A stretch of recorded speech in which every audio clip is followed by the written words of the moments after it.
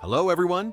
Today we're talking about a map so precise, so detailed, that it defies everything we thought we knew about history. A map that depicts lands unknown to the people of its time, with an accuracy that shouldn't have been possible centuries before satellites and aerial surveys. A map that suggests ancient civilizations possessed knowledge far beyond what we attribute to them. This is the enigma of the Piri Reis Map, an artifact that simply shouldn't exist. The Piri Reis Map was discovered in 1929 in the archives of the Topkapi Palace in Istanbul. It was drawn on a piece of gazelle skin, its intricate lines and annotations revealing a world that should have been beyond the reach of 16th century cartography. It was the work of Piri Reis, an Ottoman admiral, navigator, and cartographer, who compiled the map in 1513 using a collection of even older maps, some of which he claimed dated back to the time of Alexander the Great. But what truly set this map apart from other Renaissance-era charts was its depiction of Antarctica, centuries before it was officially discovered in 1820. Even more astonishing is the fact that the coastline of Antarctica on the Piri Reis map appears not as it is today, covered in ice, but as it would have looked thousands of years ago, before the continent was encased in its frozen shell. This means that whoever charted these lands had access to information that could only have been obtained through an aerial perspective or advanced geographical surveys, both of which should have been impossible in the early 16th century. How did Piri Reis, or those who created the maps he referenced, know of a landmass buried beneath ice for millennia? How could their depiction of the continent be so eerily accurate when modern science only confirmed such details in the 20th century through seismic surveys? These questions have perplexed historians, archaeologists, and even cartographers for decades. The mystery deepens when we consider that Piri Reis himself was no ordinary mapmaker. He was a highly respected admiral in the Ottoman Navy, a man with access to some of the best navigational tools of his time. He meticulously noted that his map was compiled from older sources, including ancient Greek, Roman, and even Phoenician charts.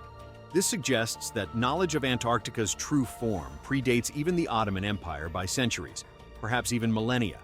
Some theories suggest that the map is evidence of an ancient civilization with advanced seafaring abilities, capable of mapping the world with a precision that rivals modern cartography.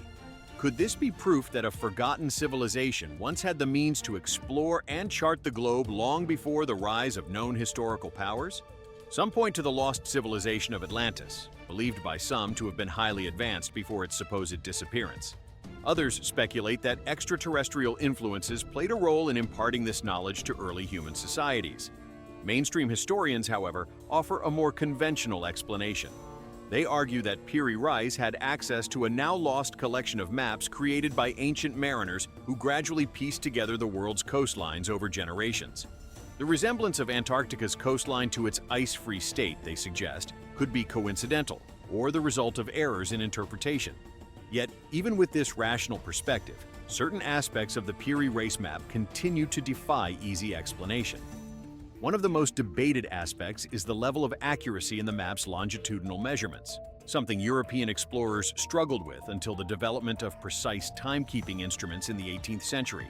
Yet, here was a 16th century map that somehow aligned land masses with an accuracy that should not have been achievable at the time. Another perplexing detail is the presence of a land bridge connecting South America to Antarctica. Some scientists theorize that such a connection did exist in prehistoric times, but by the time Piri Reis was drawing his map, such a link had long disappeared beneath rising seas. Could this indicate that the sources Reis used were far older than previously assumed, perhaps dating back to an era when Antarctica was still accessible? Beyond the Piri Reis map, other anomalous maps have surfaced throughout history, further complicating the story. The Orontius Phineas map of 1531, the Boachi map of 1737, and the Felipe Boachi map all show parts of Antarctica with striking details that mirror modern discoveries. Some of these maps even illustrate river systems and mountain ranges beneath Antarctica's ice sheets, information only verified in the past few decades through advanced radar scanning. How could cartographers of the Renaissance era, or even earlier, have known such details? Even more mysterious is the precision with which the Piri Reis map accounts for the curvature of the Earth, something that mapmakers of his time would not have been able to calculate with such accuracy. The projection used on the map bears a striking resemblance to modern methods of cartography, leading some researchers to believe that whoever created the original sources must have had knowledge of spherical trigonometry and advanced mathematical calculations. If the Piri Reis Map is indeed proof of forgotten knowledge, what does it say about our understanding of history? Have we overlooked evidence of advanced ancient civilizations capable of global exploration? And if such a civilization existed, what happened to it? Was it wiped out by natural cataclysms, its knowledge lost to time, only fragments surviving in the form of cryptic maps? The implications of the Piri Reis Map are staggering. If ancient civilizations possessed seafaring capabilities that allowed them to map the world in such detail, then our current timeline of human development may need significant revision.